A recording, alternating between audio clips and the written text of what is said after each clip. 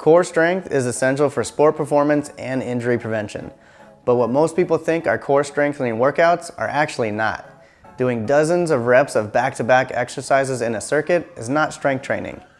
The criteria for strength training involves doing 1 to 6 reps at loads of greater than 85% of 1 rep max and resting for 2 to 5 minutes between sets.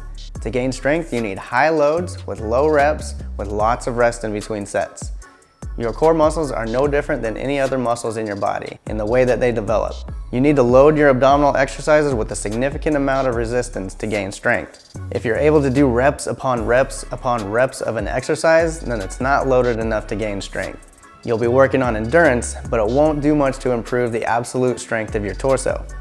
Another thing to consider is that too much movement at your spine contributes to injury. It's arguably more important to be able to prevent movement than it is to cause movement with your core. Stiffness in your torso protects your spine and transfers force from your lower body to your upper body. And you can strengthen torso stiffness through the use of isometric exercises. Now, you might already know that when you do an isometric exercise, the muscles that you are working don't actually move. So how do normal strength training parameters transfer to isometric exercise since you're not performing any reps?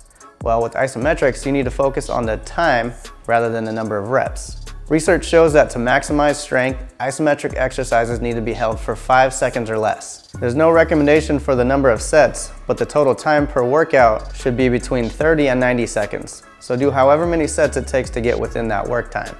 Another difference is, instead of doing a percentage of 1 rep max for isometrics, it's a percentage of MVC, or maximum voluntary contraction. Most people are not going to have the ability to measure that. So if you just perform the exercise with maximum or nearly maximum effort, then you can check that box. The last thing that I want to suggest is that you target every direction that your torso moves, which includes flexion and extension, or bending forward and backward, lateral flexion or side bending, and rotation or twisting. Now let's take a look at some isometric exercises that will develop core strength in each movement plane. Believe it or not, a plank is a great way to develop strength and flexion as long as you apply enough resistance. So load up your lower back with as much weight as you can handle for about 5 seconds.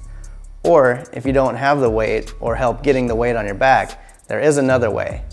Lock your arms in position and crunch your abs in hard. You want to generate as much tension in your abdominals as possible. Make sure you keep your arms very rigid and don't let your elbows slide back. It helps to think about pressing your fists into the ground.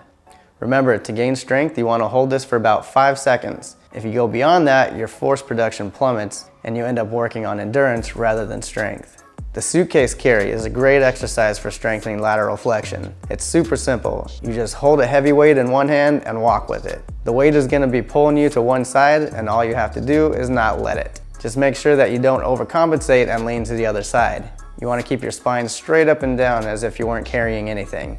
You also want to go pretty heavy with this, around 25 to 30% of your body weight to start with. A Pallof press is one of the best isometric exercises to strengthen rotation. Use either a cable or a band that is fixed to the side of you. Clasp your hands around the band or the handle and press out. When your arms are extended, the band or cable will pull you to the side that it's attached to, putting torque on your torso.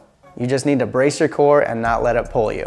You want to have a good amount of tension here, so you might need to change the weight if you're using a cable, and with a band you can step to the side to stretch it more or just get a thicker band. For spinal extension, you don't really need to do any isolated exercises. You get more than enough by properly doing squats, deadlifts, and bent over rows. Although those exercises are dynamic, they require you to isometrically stabilize your spine in a neutral or extended position. So as long as you're doing those exercises with adequate strength training loads, your back extension strength will be covered. There's no need to do specific isolated back extension exercises. Well, there you have it. You've just learned the protocol for strength training and an exercise to use to strengthen your core in each direction that it moves. When all the muscles in your torso are strong, they protect you from injury and improve your athleticism by transferring force through your body. But just having a strong torso may not be enough. You also need to know how to use your whole core musculature to brace in order to get the most out of your core strength. So make sure you also watch our video on intra-abdominal pressure.